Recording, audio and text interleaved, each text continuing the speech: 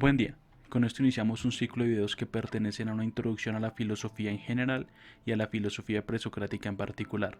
Antes de entrar en materia, he de decir que cada tema contará con 2 o 3 videos. Uno corto que exprese una síntesis de cada uno de estos pensadores, escuelas o problemas, y uno o dos a manera de clases, que asista a una lectura e introducción a los temas. Por último, esta es una labor de divulgación y una actividad pedagógica que busca aportar durante esta pandemia y tendencia a la virtualidad. Es una invitación a acercarse a las fuentes y a las obras que nunca sustituyen su lectura. Iniciamos hoy con Tales de Mileto. Hablar de Tales de Mileto es introducirnos en todos los debates que rondan la génesis de la filosofía en general y de la filosofía griega en particular. Cualquier cosa que se diga sobre Tales, y en general sobre todos los presocráticos, debe tomarse con pinzas por la cantidad de matices, dudas, incertidumbres y misterios que ellos representan. Su figura se asocia a cuestiones como la de ser el primer filósofo, la de ser el primero de los famosos 7 sabios griegos, la de ser un filósofo presocrático o la de ser uno de los primeros filósofos de la naturaleza, que se preguntaban por el arjé u origen de todo lo real. Sobre estos puntos se desarrolla la primera clase. Con Tales se inaugura entonces una tradición de investigación y de reflexión más secular, sin que esto represente una ruptura total e inmediata con el aspecto mítico y mitológico en Grecia. Por un gran sector de la tradición se ha reconocido a Tales como el primer filósofo, cuestión que es problemática no tanto por lo de decirle filósofo, sino por la etiqueta de ser el primero. En la academia y en la historia de la filosofía encontramos cierta manía por las listas nominadas y jerarquizadas, que buscan establecer el principio y el fin de determinadas corrientes y etapas usando nombres propios o fechas concretas. Este ejercicio suele ser incierto, sesgado y hace que se pierdan matices y contextos de los autores, de las corrientes, los conceptos y problemas filosóficos. De la vida de Tales sabemos muy poco, ciertamente menos de lo que desearíamos, y como es costumbre con el paso del tiempo encontramos diversas fuentes y testimonios que nos presentan algunos problemas de validez. Es por ello que establecer el momento de su nacimiento suele ser algo problemático, por lo que se usa el famoso eclipse que predijo para el año 585. Por los diversos autores encontramos que él debió haber nacido hacia el último tercio del siglo VII y madurar en la primera parte del siglo VI, para morir a mediados de este, en el que se suele poner como fecha cercana el 546 o 545, con la caída de Sardes, que era una ciudad antigua en Asia Menor, capital del reino de Lidia, que fuera conquistado por Persia en ese año. Respecto de Tales, contamos con ciertas anécdotas sin el mayor rigor científico que muchos quisiéramos, pero con cierto valor, incluso filosófico, ajeno a su figura histórica. Primero encontramos la famosa predicción del eclipse, que habría de darse para el año 585 o 584 a.C. Dicen algunos que esta famosa predicción pudo haber sido dada por el uso del registro babilonio de los eclipses anteriores. En todo caso, ello elevó mucho su fama y llevó a la atribución anacrónica de otros logros en astronomía.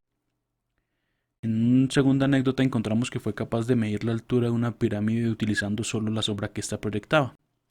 Y es que en geometría también se dice que tuvo cierto desarrollo su pensamiento. Acá, de igual modo, la influencia externa tiene mucho que ver. Por ejemplo, las culturas de Egipto y Babilonia. Se dice que usaba ya la sombra que proyectaba una pirámide para lograr medir su altura y demás propiedades, y otros elementos que pueden servir para el análisis de triángulos. Sobre su vida y sus viajes a Egipto, estos constan o están referidos en la República de Platón, en el fragmento 600a, o en Plutarco, en su obra de Isis y Osiris, quien atribuye que fueron los egipcios quienes le enseñaron que el agua funcionaba de esa manera y de cómo sería capaz de ser el principio de todas las cosas. También tuvo participación en política, que es muy propio de la figura de los sabios, con la creación del Consejo de Teos u otros escenarios. Una anécdota y curiosa que nos permite ver la aplicación del término sabio es la famosa caída al pozo, que es referida de manera burlesca en el Teeteto y que no nos interesa en este momento, sino más por la postura de sabio. Se cuenta que él caminando perdido en las estrellas cae en un pozo y es ridiculizado por una sirvienta, quien le dice que no era capaz de entender lo que pasaba en tierra por estar obnubilado por el cosmos. Aristófanes también caricaturiza así al mismo Sócrates en la Comedia de las Nubes, en el segmento que referimos. Finalmente, veamos una historia de cómo Tales se hace rico usando el pensamiento y la sabiduría. Pues es famosa la historia de las aceitunas y de cómo éste se habría hecho rico con el comercio de las mismas. Leamos a Aristóteles mismo en la Política, que nos cita la anécdota así. Citamos a Aristóteles. Como se le reprochaba por su pobreza, lo inútil que era en su amor a la sabiduría, cuentan que, previendo, gracias a sus conocimientos en astronomía, que habría una buena cosecha de aceitunas cuando todavía era invierno, entregó fianzas con el poco dinero que tenía para arrendar todos los molinos de aceite de Mileto y de Quíos, alquilándolos por un valor muy bajo, porque no tenía ningún competidor. Cuando llegó el momento oportuno, muchos los buscaban, apresurados y a la vez, y él se los realquiló con unas condiciones arbitrarias, las que él quiso, y habiendo reunido mucho dinero, demostró que es fácil para los filósofos enriquecerse, solo si quisieran, pero que no lo hacen, puesto esto es una cuestión que no los afana. Política 1259a. Entremos en materia. Cuando hablamos de Tales, tenemos que referirnos necesariamente a los 7 sabios de Grecia. Por ellos nos referimos a un conjunto de personajes de la antigua Grecia, relacionados todos con la filosofía, la ciencia, la política y el pensamiento en general. Todos estos famosos pensadores surgen como un producto de un tiempo cargado de crisis económica, política y de valores, de una realidad política novedosa, la polis, y de una nueva visión de cosmos, además de otros factores. Tenemos noticia de este mote principalmente por tradiciones como la china o la hindú, así como por figuras como Homero, Píndaro o Platón, que en el Protágoras y en otros diálogos refiere a esta figura. Finalmente, por Diógenes Laercio, famoso historiador del siglo III después de Cristo. Respecto de cuántos eran, no podemos afirmar que exista una lista única. Es más, en diferentes fuentes y autores no son 7 los sabios, sino que en algunos casos llegan a ser 17 los nombres que conforman dicho catálogo. Se suele afirmar que eran 7 los sabios, con 4 nombres que siempre se repiten y con 2 que han contado con una mayor relevancia a la hora de estudiarlos, Tales de Mileto y Solón de Atenas. Estos sabios compartieron, por así decirlo, un tiempo y un espacio concreto, incluso si todos venían de polis distintas. Tales era de Mileto, Bías de Priene, Pítaco de Mitilene, Cleoburo de Lindos, Solón era de Atenas, Quilón de Esparta, Periandro de Corinto. Esta es una de las listas más aceptadas de los famosos 7. Se puede remitir al cuadro que verán ahorita, como se han hecho las diversas listas para otras narrativas y estudios. Sin embargo, ya el Diógenes Laercio señala que son 4 los nombres que siempre están: Tales, Solón, Bías y Pítaco. Ahora bien, tenemos listas de quiénes eran los sabios, de dónde provenían y algunos matices sobre la época. Sigue ahora a plantear la siguiente pregunta: ¿qué se entiende por sabio? Como veremos, este concepto va más allá del uso común de la palabra y de la lista que acá se maneja. Sobre qué se entiende por sabio y siguiendo la bibliografía referida y que verán al final del video y en la descripción del mismo, debemos matizar lo siguiente. Primero, la figura del sabio contrasta con la del clásico héroe. No eran grandes guerreros, sino constructores de un orden social, gente de paz, de diálogo, de ciudad, de polis o de justicia, como lo señala Carlos García Gual en su página 14. Representan entonces la posibilidad del triunfo a través de medios alternativos como la habilidad o inteligencia práctica, los cuales abren un nuevo espacio político, el de la razón, el debate, la argumentación, el choque de intereses y el convencimiento mediante la palabra. La polis es su escenario, y la sabiduría adquiere un valor en la praxis cívica. El sentido del término sofía y sofos debe precisarse. Para ello podemos referenciar al mismo Aristóteles en fragmentos como acerca de la filosofía y en comentarios posteriores como los de Juan Filópono. Existen 5 etapas o acepciones según se tratará de lo útil, lo bello, los asuntos cívico-políticos, la naturaleza y las demás cosas divinas o supramundanas. A saber, primero, la sofía, en sentido primitivo; segundo, la tecnai, el etegnos sofía; tercero, la politiqué o politigé; cuarto, la physiqué teoría; y quinto, la sofía en sentido de epinoi. Aristóteles en otras obras más completas nos señala una diferencia entre sabiduría, entendida como sofía, y prudencia, como fónesis. La sabiduría entonces estará más ligada a otro concepto, quizás aún más problemático, a saber, el concepto de verdad, en griego aletheia. Es en virtud de esta concepción y relación entre sabiduría y verdad que encontramos la figura del poeta como un precedente al sabio.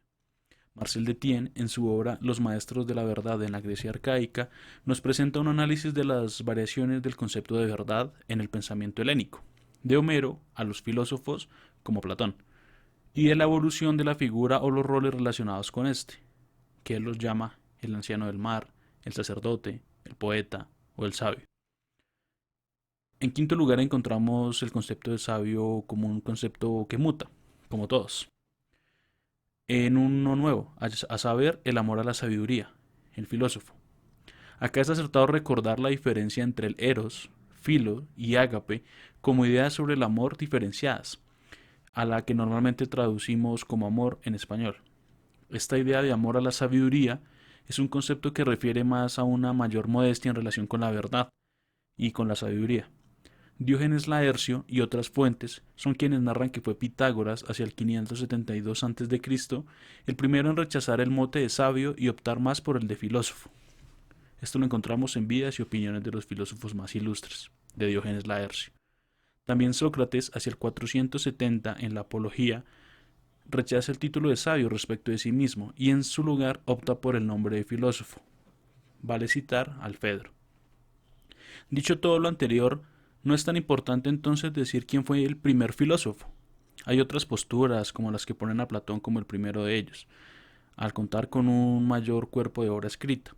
Lo que importa, creo yo, es el móvil del rechazo o la aceptación a la denominación de sabio o de filósofo. Son estos los matices que podremos plantear respecto del concepto de sabio.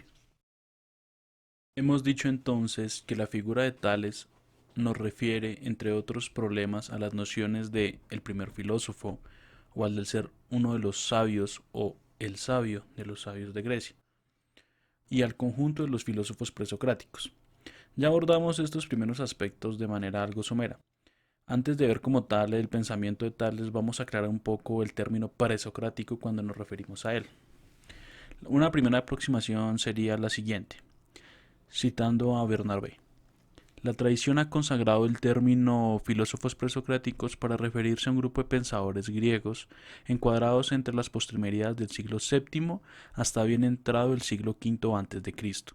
Su condición de filósofos los separaría de los poetas o de los autores que podríamos llamar pura literatura, en la idea de que organizaron unas formas de pensamiento ya no míticas, sino racionales, para dar cuenta del origen y configuración del mundo. En cuanto a su calificación como presocráticos, pondría de relieve la idea de que Sócrates habría desplazado el centro de interés de la filosofía desde el mundo hacia el hombre. Página 11. Así pues, por presocráticos entendemos a ese conjunto de pensadores y sobre todo de condiciones de pensamiento que se gestaron en Grecia. Dentro de esos pensadores encontramos diversas escuelas y pensamientos, los sabios, los atomistas, los pluralistas y un largo etcétera. Ahora, el mismo nombre nos indica que estos pensadores son aquellos que surgieron antes de la figura de Sócrates, pero no solo reduciéndolo por nombre a un momento o fecha histórica, sino la ruptura de intereses que el espíritu de la época encontraba. De la physis, del enfoque más trabajado por los sabios, se pasará a un aspecto más humano, al de una ética si se quiere. Siguiendo a Comfort podemos decir lo siguiente, comillas, en efecto, no solo era Sócrates, sino la filosofía misma la que se había vuelto del mundo exterior al mundo interior. Hasta entonces, los ojos de la filosofía habían contemplado lo externo para encontrar una explicación razonable del cambiante espectáculo de la naturaleza en su entorno. Su mirada se dirige ahora a otro campo, al orden y los propósitos de la vida humana, y al centro de este, a saber, la naturaleza del alma humana.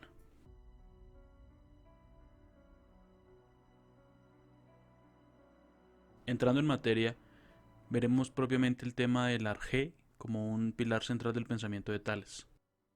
Decimos entonces que el detonante de la reflexión filosófica suele ser la pregunta por el origen o el final de algo, o de todo.